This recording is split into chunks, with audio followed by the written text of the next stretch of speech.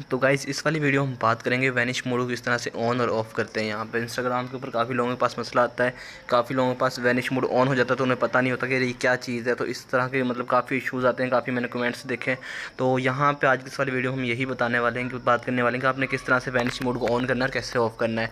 तो आपके सामने ये चैट है गाइज़, आप जैसे इसको ऊपर स्क्रॉल करोगे देख सकते हो आपके सामने एक स्वैप अप चल रहा है, ठीक है। ये गोल गोल सा वो चल रहा है, ठीक है। जैसे आप इसको ऊपर करोगे तो ये आप जैसे भी इसको छोड़ोगे तो आपके सामने वैनिश मोड ऑन हो जाएगा। ये देख सकते हो आपके सामने वैनिश मोड ऑन हो गया, ठीक है।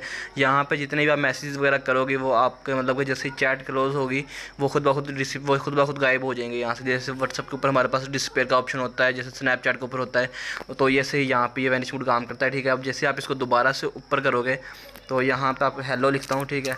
तो जैसे मैं इसको यहाँ पे हेलो करूँगा और जैसे इसको मैं दोबारा से ऊपर करूँगा तो रिलीज़ करूँगा तो ये हमारे पास यहाँ से चला गया, ठीक है। और वो मैसेज हमारे पास यहाँ पे नज़र नहीं आ रहा। तो गाइस इस तरह से आप इसको यूज़ कर सकते हो।